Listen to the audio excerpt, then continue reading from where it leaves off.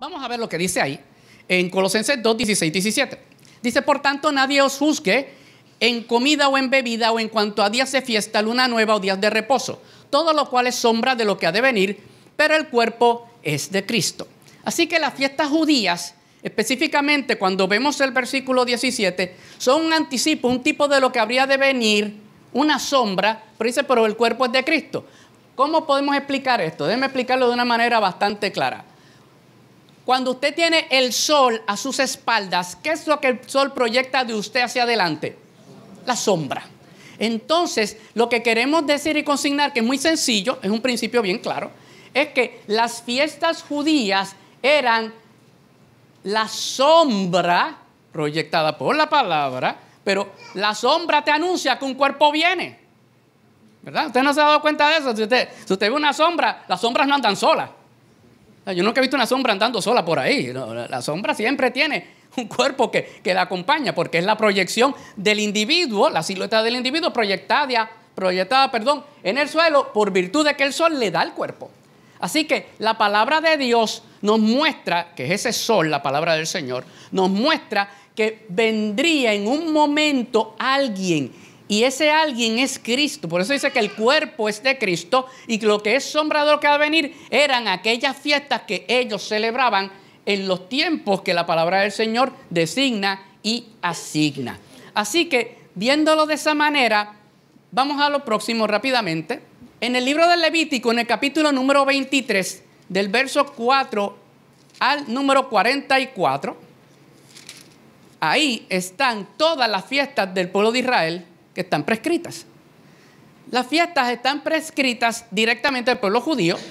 Como dijimos hace un minuto atrás, son imagen de eventos futuros y, como dije anteriormente, apuntan a la persona y a la obra de Cristo. No vamos a leer toda esta porción porque es extremadamente larga, pero cuando vayamos tocando cada fiesta tocaremos los versos un poquito más o menos para que podamos tener el sentido completo del asunto. Es importante que tengamos claramente específico lo que es el calendario judío. Y aquí tenemos presentado en la pantalla el calendario judío, que es un calendario lunar específicamente. Tiene los 12 meses del calendario judío específicamente: Nisan, Iyar, Silvan, Tamuz, Av, Elul, Tishrei, Shesvan, Kislev, Tevet, Shabbat y Adar. Si usted ve este calendario con el calendario solar, entonces nos damos cuenta de que los nombres son totalmente diferentes. De hecho, cuando los va a acomodar uno sobre otro, va a ver la diferencia. Ahí los va a ver los dos superpuestos. Y se va a dar cuenta de que no encuadran completo y totalmente. ¿Por qué? Porque uno es en función del sol, que es el calendario gregoriano, que es nuestro calendario, y el otro es un calendario lunar específicamente. Así que las fiestas están organizadas en función del calendario judío, no del calendario nuestro. ¿Ok? Y va a haber unas diferencias en términos de que no te cae todo en el mismo mes, sino que te cae probablemente en el próximo mes. Así que si lo quiere ver de un punto de vista, el calendario judío empieza en el mes de marzo-abril. Vamos a decirle una parte de marzo, una parte de abril. Y así sigue sucesivamente, abril, mayo, junio, junio, julio, etcétera, etcétera, etcétera, hasta que termina. Hay unos principios generales de las fiestas judías, como dijimos son 7 en total, y se dividen en 2 grupos. Se dividen en 2 grupos. Unas fiestas que van a ser en la primavera y otras que van a ser en el otoño. Ese periodo de separación, ese verano, va a ser importante para nosotros ya mismo cuando vayamos a explicar unas cosas de por sí. Como dijimos anteriormente, volvemos y repetimos, es importante que se quede esto en la cabeza, apuntan a la persona del Salvador y son proféticas y a la misma vez son históricas. ¿Por qué decimos esto? Porque las que son históricas fueron profecía en un momento y al Cristo cumplirlas se volvieron historia. Historia cumplida, profecía cumplida. Por eso hablamos de la fiesta judía y su rol en la profecía, en el entorno de lo que es la profecía en su conjunto completo, desde el principio hasta el final. Tenemos que hacer un comentario adicional, y es que como los dos calendarios se superponen y tienen una diferencia de días, en Israel hay un mes que se ubica cada 3 años y que tiene 29 días y que eso hace que migren las fiestas de un lugar a otro en cierto momento. Por eso es que usted ve que, por ejemplo, hablamos de la Pascua, que es la fiesta, ¿verdad?, que celebramos cerca de la Semana Santa. La Pascua cae a veces en abril y a veces cae en marzo. Cada vez que va a añadirse ese año, entonces hay una traslación hacia adelante de esa celebración específicamente hablando. Si fuera un calendario absolutamente lunar, ocurriría lo que ocurre en el calendario de los musulmanes. No sé si usted se ha dado cuenta que el Ramadán entre los musulmanes ocurre que recorre los 12 meses del año. En el Islam ocurre eso. Pero como el calendario judío es un calendario que está ligado a los ciclos agrícolas de la nación, ellos no se pueden dar el lujo de que las fiestas empiezan a correr en un círculo consecutivo. Pero en Israel no ocurre de esa manera en función de la añadidura del mes que les acabo de mencionar, que hace que se mantenga todas las fiestas dentro del ciclo agrícola. Ahora, vamos a ver la primera fiesta. Vamos a ver si estamos bien aquí. La primera fiesta es la Pascua. Y la fiesta de la Pascua es lo que llamamos el Pesach. Y Pesach significa, o Pesaj, y Pesaj significa pasar por alto. Así que eso nos va a recordar directamente lo que ocurrió cuando en el Éxodo el ángel pasó por las casas y el que no tuviera la sangre en los dinteles entraba el ángel destructor y mataba ¿a quién? Al primogénito de cada hogar.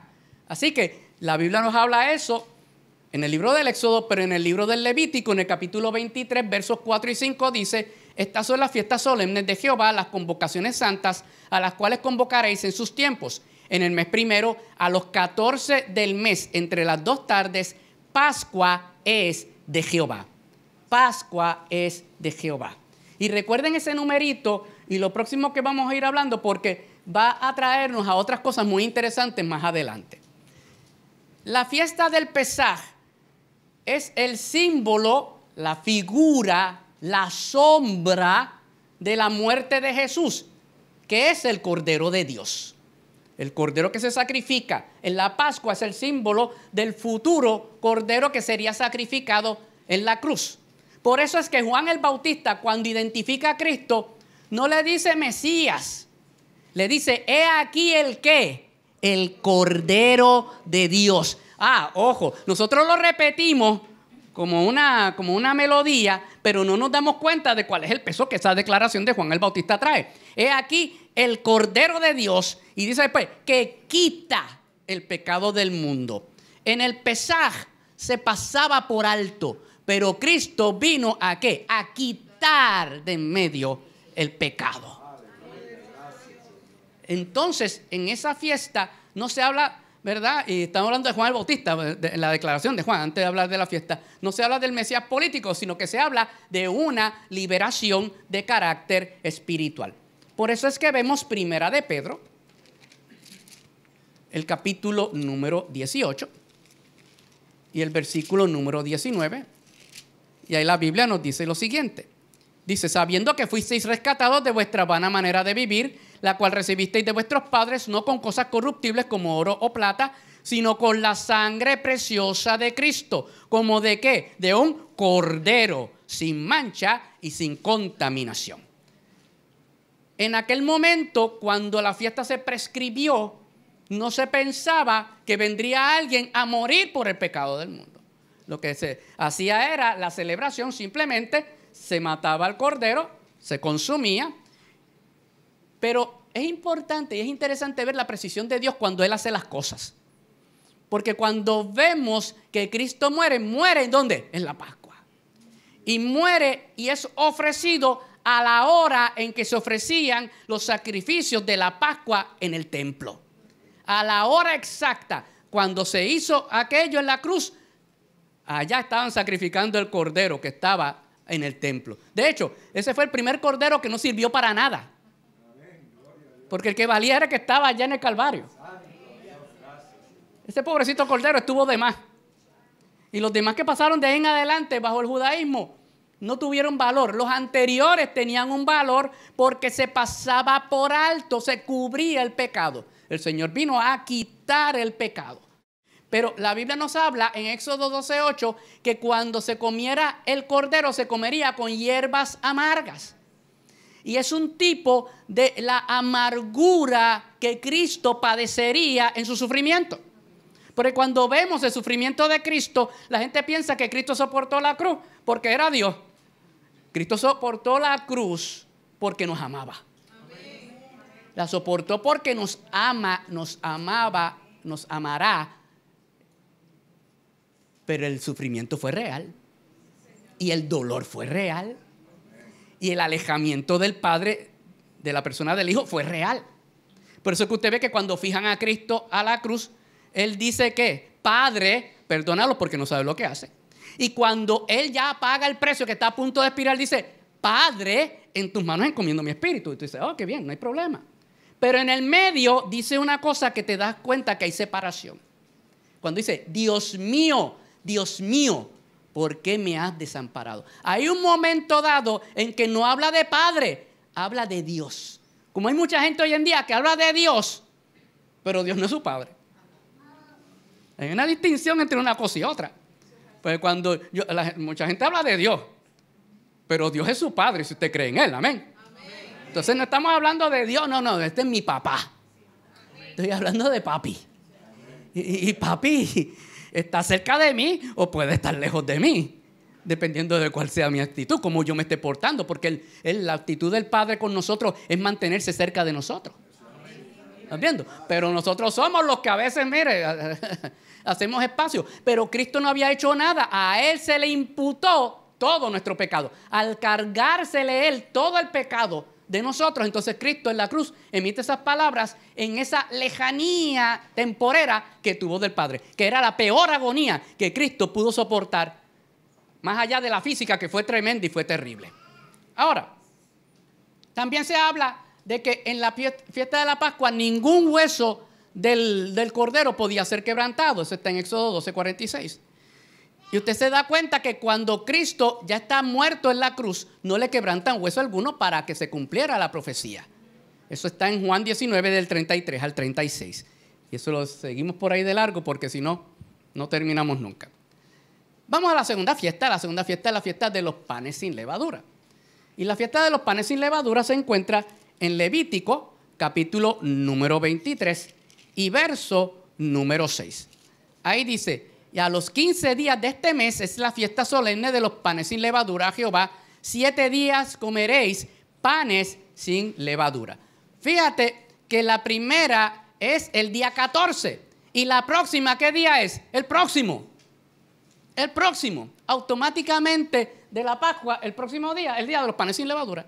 Qué curioso que el Señor le diera con poner fiestas consecutivas. Pero como esas fiestas no eran simplemente para la liturgia del momento, sino que tenían un significado profético futuro, entonces eso aplicado a la vida del Salvador tiene un significado grande. Porque en el momento en que esto ocurre, en la fiesta de los panes sin levadura, se tenía que procurar que no hubiera ningún tipo de levadura en las casas de los judíos. Ninguno. Y se recuerdan que ahorita leímos en el libro del Éxodo de que en el día 14 se comía el cordero.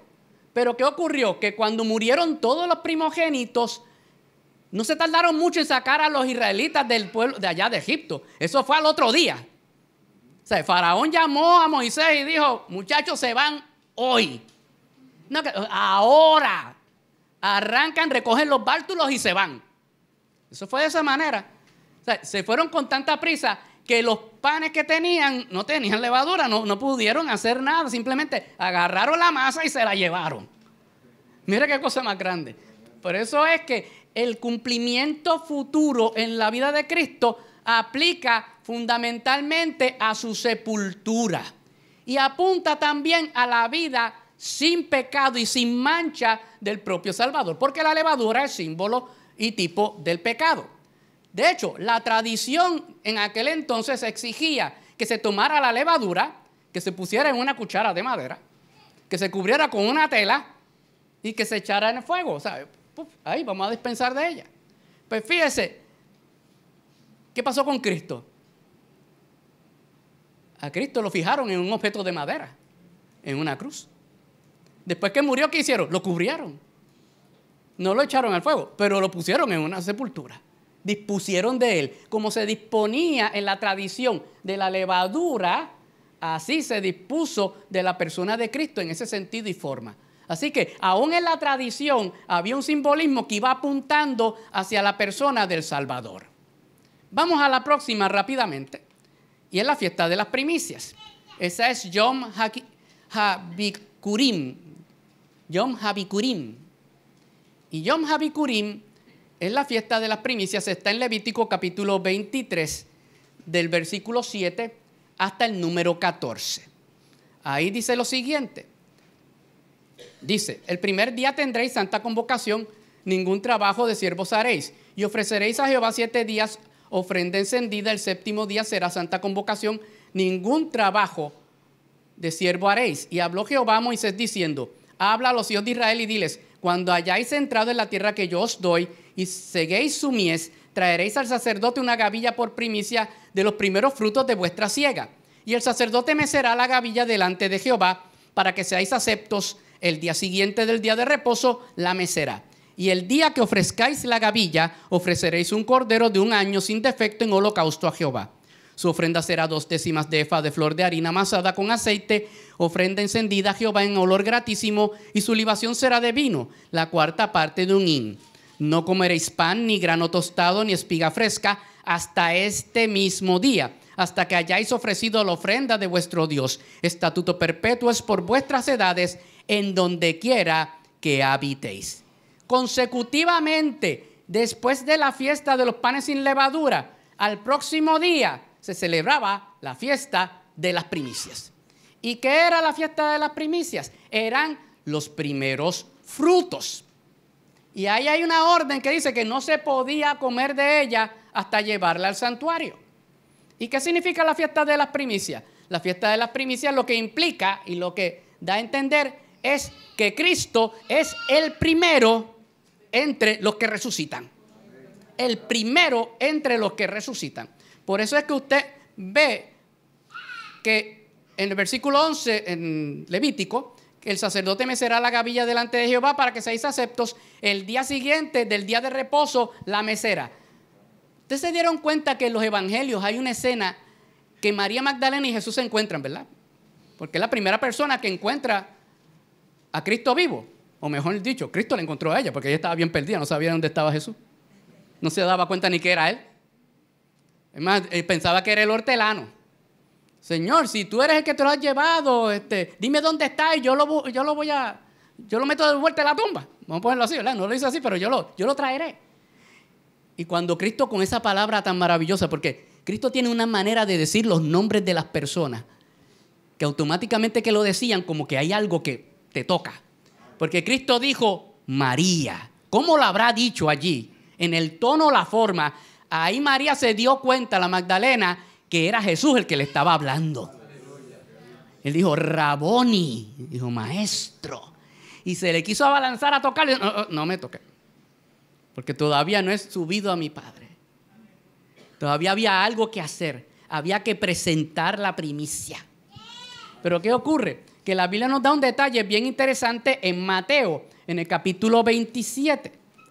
Y en Mateo capítulo 27, y en los versículos 52 y 53, hay un detalle que el evangelista plantea que es muy, muy interesante.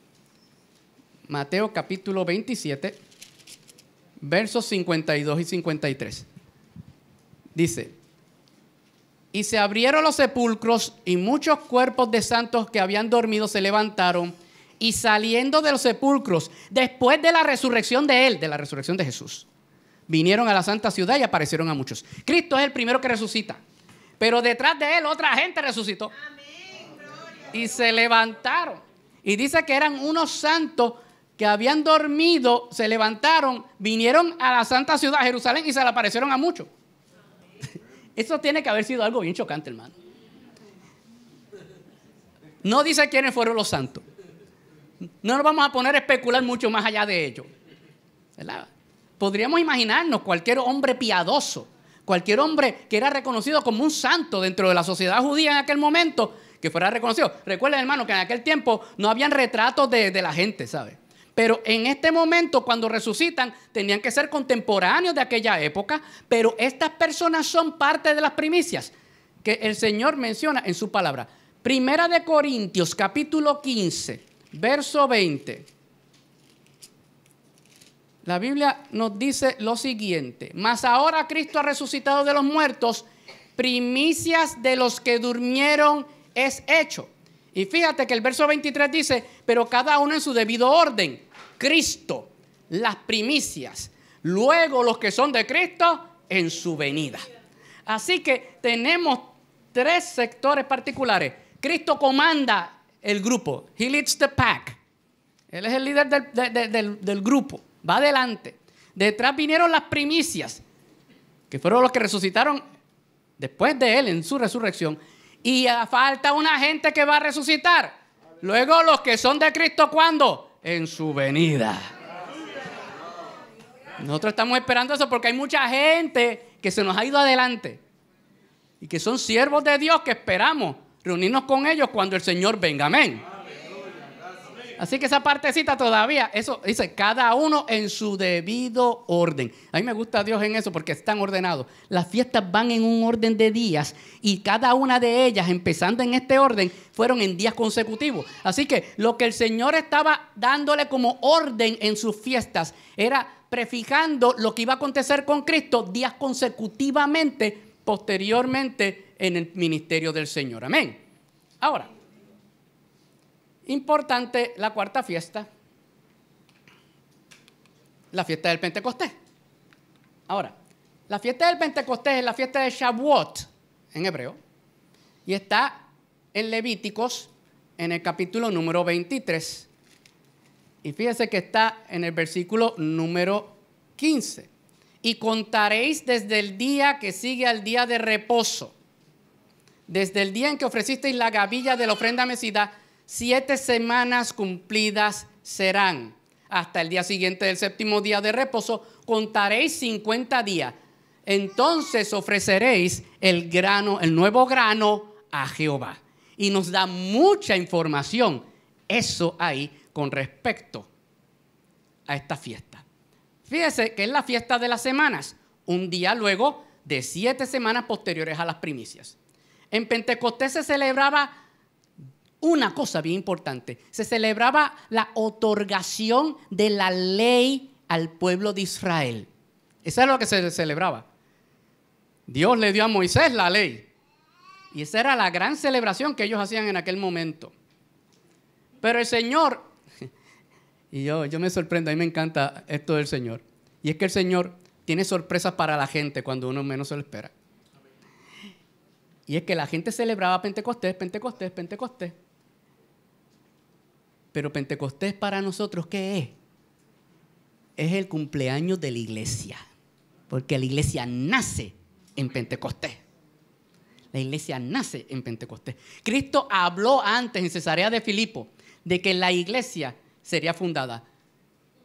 Tú eres Pedro y sobre esta afirmación que tú has hecho, ¿verdad? Tú eres el Hijo del Cristo, el Hijo del Dios viviente. Yo fundaré la iglesia, yo haré la base, la zapata sobre la declaración de Pedro. Y dice, y las puertas del infierno no prevalecerán contra ella. Chévere, se estaba adelantando a lo que iba a acontecer posteriormente.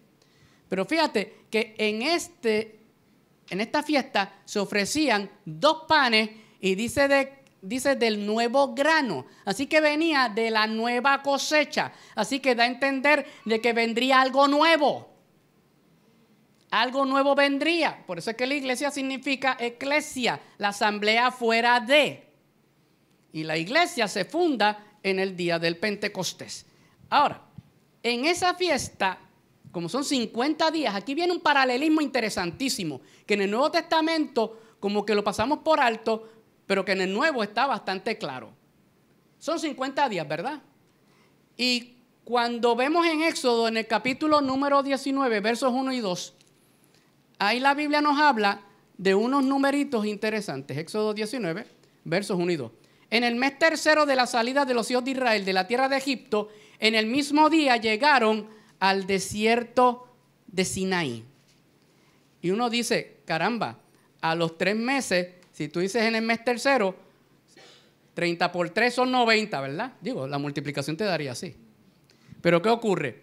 Que la suma no va de esa manera. Recuerden que cuando fue la Pascua, fue en el día 14 y salieron en el 15, porque el otro día lo sacaron en el día 15. Así que estuvieron 15 días del primer mes, 30 días del segundo y 15 más 30 son ¿cuánto? 45.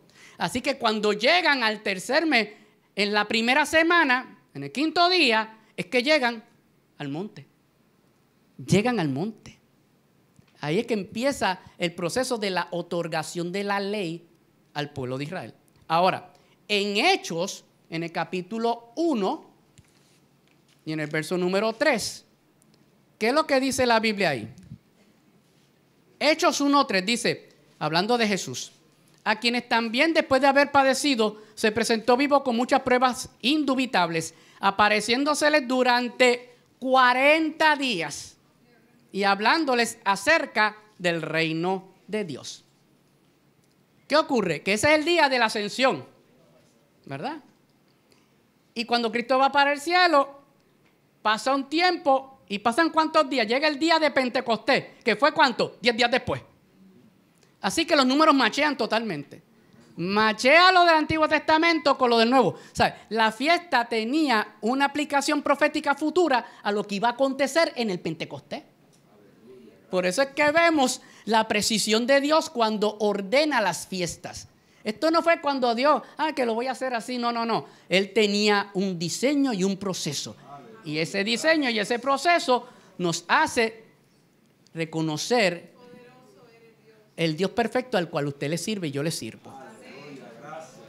El cumplimiento de esta fiesta es en Pentecostés porque hay una cosecha nueva. ¿Y cuál fue la cosecha nueva? Bueno, que después del primer discurso de Pedro se convierte en 3,000 personas. Ahí es que dice Hechos 2:41. Así que los que recibieron su palabra fueron bautizados, y se añadieron aquel día como 3,000 personas. De 120 a 3,000. ¿Usted se imagina si a alguien en una iglesia le pasa eso? No, los pastores se vuelven locos. Los pastores se vuelven locos, disculpe. Gloria a Dios, gracias Señor. Te adoramos. Dios perfecto, maravilloso. De 120 a 3,000, pero ellos no se volvieron locos. Ellos no se volvieron locos, ellos pudieron manejarlo. Porque recuerde que Pentecostés, aparte de que es la nueva cosecha, es una investidura de poder. Y una cosa interesante que vio Israel en el monte. ¿Qué fue lo que vio Israel en el monte? Vio poder y cómo. Vio poder, eran truenos, relámpagos, estruendos. Y fíjese que mientras más se acercaba, más ruido y más relámpago y más trueno. ¿Pero qué pasó en Pentecostés? También hubo un estruendo. Hubo estruendo en el monte y hubo estruendo en el aposento alto. Así que los paralelos están exactos. O sea, uno lo ve en la historia y uno dice, caramba, qué interesante como hecho. Pero cuando tú lo miras desde el otro lado de la película y mirándolo hacia el futuro, si uno hubiese podido ver lo que iba a pasar, diría, caramba, qué perfecto es Dios que hasta replica los efectos y las situaciones de aquel monte en un aposento. Porque allí cayeron truenos, acá cayó fuego.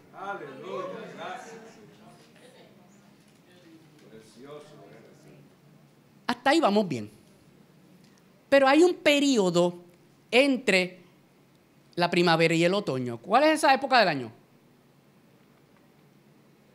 El verano. Bueno, es que en Puerto Rico es verano todo el año, ¿verdad? Por eso es que uno se queda mirando qué época del año. Sí, el verano. Pero ¿qué ocurre? Que según lo que estamos hablando, las fiestas primaverales apuntaban hacia la vida y obra de Jesucristo, pero las fiestas otoñales van a aplicar a algo más adelante. Y el lapso entre una y otra se da a entender por muchos entendidos de la Biblia que es el período de la iglesia.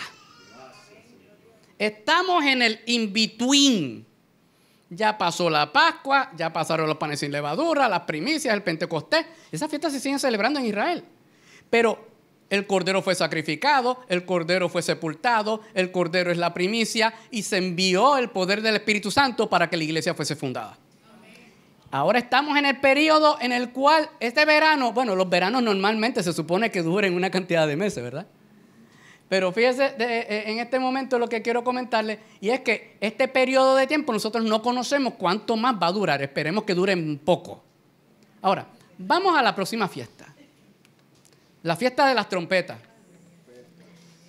Rosh Hashanah o Yom Teruah, como tú le quieras llamar. Rosh Hashanah o Yom Teruah. Es el año nuevo judío.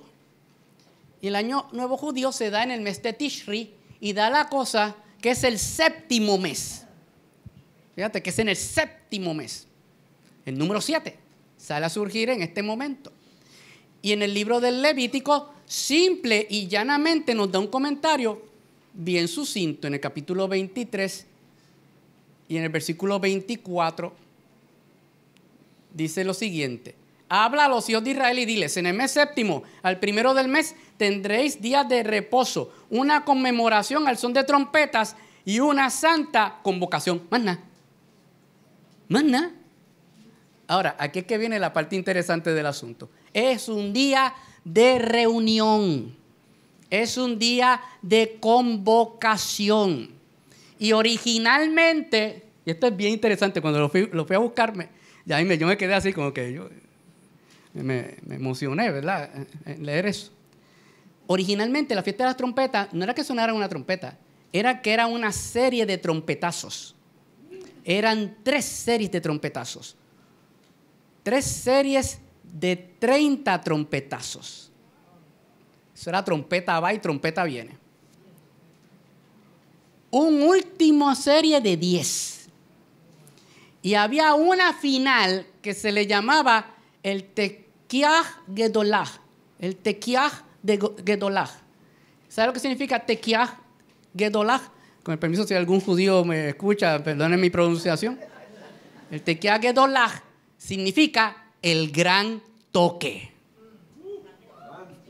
El gran toque. Esa es la última. Y cuando el pueblo estaba en el monte, oía el sonido de la bocina y el sonido aumentaba y era más fuerte y era más fuerte. Y fíjense que eso, en cierto grado, lo que nos enseña es que, como dice la Escritura, al final de la trompeta, el sonar de la final trompeta, ocurrirá el arrebatamiento. Vamos a ver 1 Corintios. Esto usted lo ha leído montones de veces y yo lo he leído también montones de veces. Pero es interesante leer esto. En un momento, en un abrir y cerrar de ojos, fíjate lo que dice: a la final trompeta. Fíjate que está esa que se llama el Tekiah Gedolah, el gran toque. Y aquí Pablo, hablando, inspirado por el Espíritu, dice: a la final trompeta, porque se tocará la trompeta y los muertos serán resucitados incorruptibles y nosotros seremos transformados. Así que la fiesta de las trompetas, el Rosh Hashanah o el Yom Teruah, es una fiesta que, aunque se celebra ahora, prefija el día en que Cristo venga por la iglesia. Aleluya, gracias, Señor. Eso es lo que proféticamente implica esta fiesta, que los judíos la celebran, pero no se dan cuenta que lo que viene de camino es eso. Oiremos la trompeta de Dios. Oiremos ese toque maravilloso. Los que la oyeren, dice la voz del Hijo de Dios también. Se habla de que hay una exclamación en ese mismo momento. Los que oyeren esa voz, dice la Biblia, vivirán. De hecho, tengo que hacer un comentario en esto porque es importante hacer comentario. Como en las primeras 4 fiestas ocurrieron el cumplimiento de ellas en los días literales calendario que suponían en la ley, algunos indican, y yo no me suscribo a esta opinión, simplemente lo digo para que sepan que hay gente que tiene esa opinión, que el arrebatamiento podría ser en las cercanías del Rosh Hashanah. No podemos afirmar eso. No lo podemos afirmar porque el Señor dio una cláusula respecto al día y a la hora. No se sabe. No tenemos idea. Porque hay una doctrina que se llama la doctrina de la inminencia. Y la doctrina de la inminencia lo que enseña es que el Señor puede aparecer en cualquier momento para levantar la iglesia. Por eso es que nosotros tenemos que tener la cuenta con Dios en cero. Así que la fiesta de las trompetas tipifica y adelanta lo que es el futuro arrebatamiento de la iglesia. Ese es el próximo evento que estamos esperando. El próximo es el día de la expiación, Yom Kippur. Eso se ha escuchado muchas veces. Y Yom Kippur está en Levíticos capítulo 23, versos del 27 al 28. Ocurre 10 días luego de las trompetas. De hecho, entre ese periodo y el Yom Kippur, de Rosh Hashanah a Yom Kippur, esos 10 días son días de introspección y de arrepentimiento en el pueblo judío. En los que son practicantes del judaísmo, muchos de ellos están en un periodo de preparación, etcétera, etcétera, como lo que equivaldría dentro de la tradición religiosa a la cuaresma, vamos a decirlo de esa manera. 40 días es lo que la gente hoy en día practica, en algunos lugares, mucho más, menos, casi ninguno, no sé cómo. Nosotros no practicamos una cuaresma, nosotros practicamos una vida entera de consagración a Dios. Pero el asunto aquí es, hermano, que nosotros, en este momento de la historia, en Yom Kippur, ese es el día más sagrado del judaísmo. Ese es el día de expiar el pecado. Ese es el día de expiar el pecado. Ahí era el día en que entraba el sumo sacerdote, en los tiempos antiguos, ¿a dónde? Adentro, al lugar santísimo, para hacer el ofrecimiento del sacrificio. Una vez al año solamente se entraba. Es el gran ayuno. De hecho, es el único ayuno prescrito para el pueblo de Israel. ¿Usted se acuerda que en la Biblia habla de la historia del fariseo y del publicano? Y el fariseo decía, ayuno 2 veces en semana. ¿Sabe? Cuando Cristo dijo eso en aquella historia, le daba a entender a los que lo estaban escuchando, este tipo se pasó hasta del ayuno anual. Porque imagínate, Israel tenía un solo día que tenía que ayunar en el año. Algunos cristianos estarían felices. También, una vez al año nada más ayunar, imagínate. Eso es fácil. ¿Entiendes? Pero imagínate, 2 veces al año serían 104 ayunos. Se ayunaba más que Gigi Ávila. Ahora, ¿qué pasa? Que él no estaba justificado delante de Dios. Porque lo que hacía era que cumplía un requisito para él sentirse que estaba apto. Pero la Biblia dice que él oraba consigo mismo. Estaba loco porque estaba hablando con él mismo. Ni siquiera Dios lo estaba escuchando. Es más, peor, hay gente que dice que la oración no pasaba el techo. La de él no pasaba ni de él. No salía de aquí, del techo de la cabeza. O sea, estoy diciendo esto para que usted vea que en estas fiestas había un proceso de preparación. Ahora, el futuro cumplimiento de esta fiesta es en la segunda venida de Cristo. ¿Y por qué estamos diciendo esto? Porque el tiempo entre la trompeta y la expiación, ahí ocurre el periodo de tribulación. Y ahí es que Dios va a tratar con Israel de muchas variadas maneras y formas que están descritas en el libro de la Revelación. Porque, hermano, si algo va a pasar en el tiempo de la tribulación, es que Dios va a levantar gente para hacer un montón de cosas. 144,000 predicadores que estarán llevando el mensaje de la palabra en muchos lugares.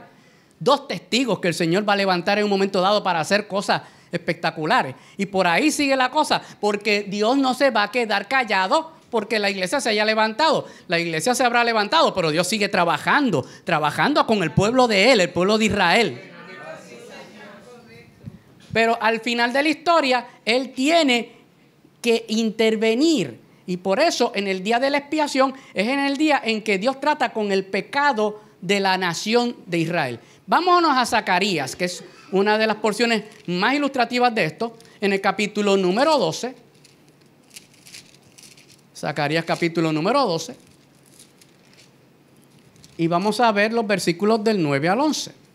Dice ahí la Biblia, y en aquel día yo procuraré destruir a todas las naciones que vinieren contra Jerusalén y derramaré sobre la casa de David, sobre Israel, y sobre los moradores de Jerusalén espíritu de gracia y de oración. Y mirarán a mí, a quien traspasaron, y llorarán como se llora por hijo unigénito, afligiéndose por él como quien se aflige por el primogénito. En aquel día habrá gran llanto en Jerusalén, como el llanto de Hadadrimón en el valle de Megido. Mi hermano, cuando Israel esté a punto de ser destruido, cuando esté ahí al punto de casi ser terminado, el Señor va a aparecer. En el capítulo número 3 y verso número 1 dice: en aquel tiempo habrá un manantial abierto para la casa de David y para los habitantes de Jerusalén, para la purificación del pecado y de la inmundicia. El verso 6 tiene una escena ilustrativa. Ha tenido que leer esto. Y le preguntarán: ¿qué heridas son estas en tus manos? Y él responderá: con ellas fui herido en casa de mis amigos. Esa escena va a ser terrible. Israel es un pueblo muy emocional también, aparte de gráfico, emocional. Muy emocional. Cuando están contentos, son contentos hasta el final. Y cuando lloran, lloran y lloran, pero de verdad. ¿Sabe? Usted vaya y vea algunas escenas de la vida cotidiana judía, aun cuando muere una persona o cuando se hace una celebración bar mitzvah. Cuando usted ve cualquier cosa, usted ve que ellos van a los extremos de las cosas. Ellos no son como nosotros. ¿Sabe? A veces nosotros somos medio así, somos ahí, término medio, lloramos, a veces nos secamos la lagrimita, así, no. Pero cuando ellos vean a Jesús, pues, hermano, cuando ellos vean que desde el cielo viene alguien a rescatarlos, cuando ellos vean en ese día que está tipificado de la fiesta de la expiación, y ellos vean que es el que está acabando con los enemigos de ellos, entonces le van a hacer la pregunta y le van a ver lo que tienen en las manos. Le va a ver unas marcas. Y le van a ver probablemente la marca del costado o de los pies. Al menos la de los pies, pero estoy seguro que lo verá también. Porque en el cielo hay una cosa, hermano, y esto quiero que se quede claro. Siempre nos vamos a recordar del sacrificio de Jesús. Es lo único que se quedó en el cuerpo de gloria de Jesús. Lo único que queda de esta tierra son esas marcas. Para que cada vez que lo veamos, tengamos que decir: gracias por lo que hiciste por mí.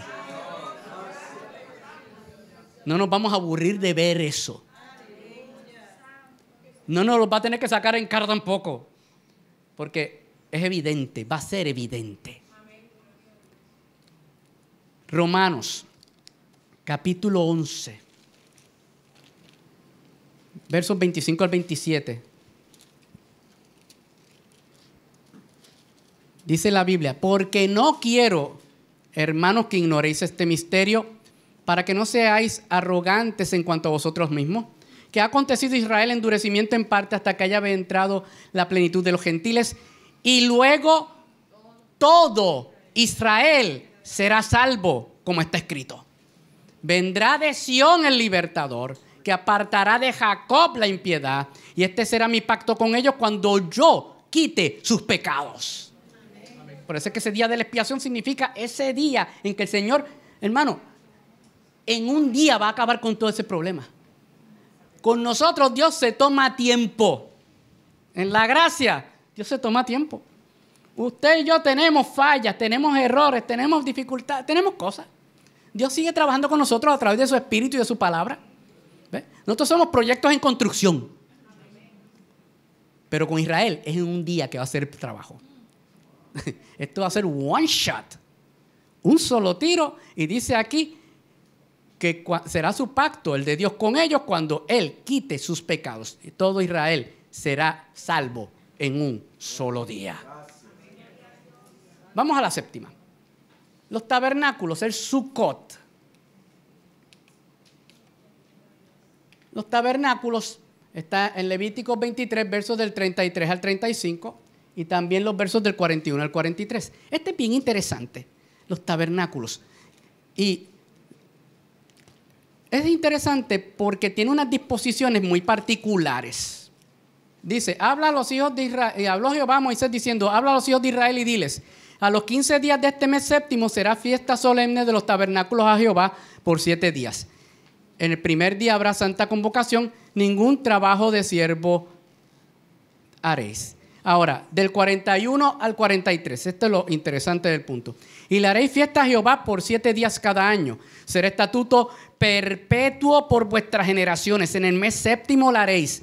En tabernáculos habitaréis 7 días. Todo natural de Israel habitará en tabernáculos. Para que sepan vuestros descendientes que en tabernáculos hice yo habitar a los hijos de Israel cuando los saqué de la tierra de Egipto. Yo, Jehová, vuestro Dios. Interesantísimo el ver de que hoy en día en Israel esa es una de las fiestas que más claramente se ve, porque la gente hace unas palmeras, hace unas enramadas, las ponen en los balcones, en los patios, aún en las calles, en diferentes lugares se ve eso. Y fíjate que esa fiesta tiene una representación muy particular y representa particularmente el establecimiento del reino milenial. Y el reino milenial, hermanos, es lo que estamos esperando. Mire, los seres humanos nos hemos gobernado durante no sé cuántos miles de años y cada día lo hacemos peor. O sea, la humanidad cada día la hace peor. Porque sí, en vez de ir para adelante, vamos para atrás.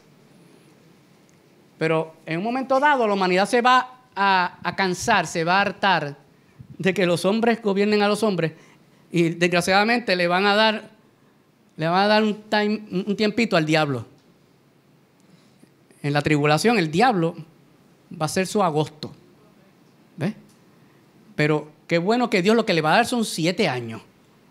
Porque si no, esto no quedaría entero ni en pie.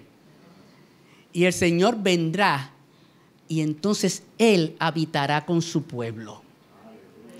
Y esa es la maravilla del asunto. Representa la habitación del Señor con su pueblo. En Zacarías, al final del Antiguo Testamento, en el capítulo número 14, y en los versículos 16 al 19, miren lo que dice la Biblia. Y esta fiesta tiene una implicación escatológica para el futuro impresionante. Dice: y todos los que sobrevivieren de las naciones que vinieron contra Jerusalén subirán de año en año para adorar al Rey, a Jehová de los ejércitos, y a celebrar la fiesta de los tabernáculos. Vamos a arrancar por ahí. Los que sobrevivieren de las naciones que vinieron contra Jerusalén. Los que pasen el juicio de las naciones. Los que pasen ese juicio entran al milenio. Pero dice ahí que tendrán que subir de año en año a adorar al Rey. O sea, que esta fiesta va a ser para los pueblos, que no es el pueblo de Israel. El pueblo de Israel va a estar disfrutando, pero los pueblos que sobrevivan van a entrar en esta disposición bíblica. Y dice que acontecerá que los de las familias de la tierra que no subieren a Jerusalén para adorar al Rey Jehová de los ejércitos, mire lo que les va a pasar: no vendrá sobre ellos lluvia. ¿Por qué usted cree que la Biblia dice que Cristo reinará con vara de hierro? ¿Para qué son las varas de hierro? Para tener la gente atesadita. O sea, en el milenio va a haber gente que va a tratar de ponerse medio bravito con el Señor. La iglesia no, nosotros somos otra historia. Nosotros somos la élite, o sea, nosotros estamos con el Señor. Don't worry, esto no es Adán y Eva parte 2. Esto no. La iglesia está asegurada, cuerpo de gloria, con el Señor para siempre. Somos la esposa del Cordero. No hay problema con nosotros. Pero la humanidad que esté en ese momento, en unos momentos dados, va a tener unos momentos de resistencia. Algunos, no todos. Pero ahí dice que los que no vinieren a adorar al Rey, no les vendrá lluvia. Y recuerda, hermano, que aquí cuando hablamos de esto, hay que verlo desde el punto de vista del tipo de vida que se vivía en el tiempo bíblico y que se vive todavía hoy en día, porque todo el mundo vive de la agricultura, aunque usted no lo quiera entender. Que en este tiempo es lo mismo, porque vamos a vivir ellos, los humanos que estén en ese momento. Nosotros, hermanos, en el cuerpo de gloria, eso va a ser una maravilla. ¿Por qué, hermano? Porque vamos a habitar con Él. Él va a habitar con nosotros. Y los tabernáculos son el símbolo de esa habitación futura de Dios con nosotros. ¿Cuál es el significado espiritual de la fiesta y cuál es nuestro deber para con Dios? Esto quiero hacer esta pregunta. Esto es bien importante. Hay un significado espiritual dentro de la fiesta y lo voy a decir rapidito. La Pascua tiene un significado, implica que no hay remisión de pecados sin derramamiento de sangre. Es necesario, fue necesario. Y es necesario que estemos bajo esa sangre. Es fundamental y es necesario que sea así. Los panes sin levadura nos hacen un llamado a una vida de santidad, a una vida de separación. Las primicias, eso el nombre lo dice, siempre hay que poner a Dios primero. Dios primero. Pentecostés, Dios es la fuente de toda bendición. El Espíritu Santo capacitó a aquella gente para predicar el Evangelio y el Señor es la fuente de esa bendición para tu vida, de esa dotación de poder, de esa inspiración que Dios te da para hablar la palabra que tan necesario es en este tiempo. Las trompetas nos recuerdan que un día van a sonar. Un día van a sonar. Y este detallito del Tekiah Gedolach, que a mí me impactó, porque dice que ese es el gran toque. Eso es lo que yo estoy esperando. Yo puedo escuchar un montón de cosas. Usted puede escuchar un montón de cosas, pero procure en su oración, Señor, yo quiero aquel día escuchar el sonido de esa trompeta. A veces nosotros los cristianos oramos por muchas cosas, pero no oramos para que el Señor nos sensibilice para que aquel día no nos quedemos. Porque dice la Biblia, conoce el Señor a los que son suyos. La expiación nos debe de recordar la introspección que tenemos que hacer todos los días de nuestra vida. Me tengo que acostar todos los días meditando, pensando, ¿qué hice yo en el día de hoy? ¿Qué hice para la gloria de Dios? Es importante eso. Pues usted sabe una cosa, nosotros estamos aquí, ¿sabe para qué? Estamos aquí para la gloria de Dios. Estamos aquí para su gloria. Y por último, celebre la fidelidad de Dios. Celébrela. Tú eres fiel, Señor. Tú eres fiel. Nosotros, aunque seamos infieles, dice la Biblia que Él sigue siendo fiel. Él no puede negarse a sí mismo. Y en esta fiesta, lo que el Señor probó es su fidelidad. Él la probó completa. La probó a tal grado que nos tiene aquí todavía y nos sustenta. La Biblia dice que Él sustenta todas las cosas por la palabra de su poder. Si Él quisiera, Él nos podría quitar el aire en un segundo y nos dejaríamos de ser. Pero Él no lo hace. ¿Por qué? Porque Él nos quiere usar como instrumentos. Los ángeles buscan ver en estas cosas. ¿Por qué? Porque los ángeles nunca han experimentado redención. Los ángeles no saben, los ángeles de Dios, no saben lo que es estar perdido y ser hallado. Usted sí, y yo también, porque fuimos perdidos y fuimos hallados. Fuimos encontrados del Señor. Por eso podemos amar mucho, porque mucho se nos ha perdonado. Y en estas fiestas judías, mi amado hermano, las tres que quedan porque se cumplan, que son las de las trompetas, la del día de la expiación y los tabernáculos, esas tres que vienen de camino, nosotros vamos a participar de ellas. En una nos elevaremos al cielo. En otra veremos al Señor venir, porque nosotros vendremos con Él. Los ejércitos celestiales vienen montados en caballos blancos y le siguen. Hermano, nosotros vamos a tener una escena tan maravillosa de ver al Señor hacer las cosas y nosotros no mover ni una uña. ¿Usted sabe lo que es? Que el Señor venga y diga en un momento, vamos para la tierra. Y nosotros detrás de Él. Y nosotros no tenemos que hacer nada, es verlo. Por eso es que la Biblia dice en uno de sus textos, en uno de los salmos, ciertamente con tus ojos mirarás y verás la recompensa de los impíos. ¡Wow! Ver eso. Ver al Señor lucirse, salvar a la nación de Israel, instalar el milenio y ponerte a ti en un lugar también dentro de ese reino. Eso es grande. Porque todos tendremos una responsabilidad. Y esa responsabilidad nos la asignará Él. Yo no sé qué te va a asignar a ti o qué me va a asignar a mí. Eso es potestad de Él. Pero en lo que Él me asigne, yo voy a estar feliz. Y estas fiestas simple y llanamente, unas están como profecía cumplida, otras como profecía en el futuro, pero busque, haga el esfuerzo, procure mantenerse en el orden de Dios para tener su bendición.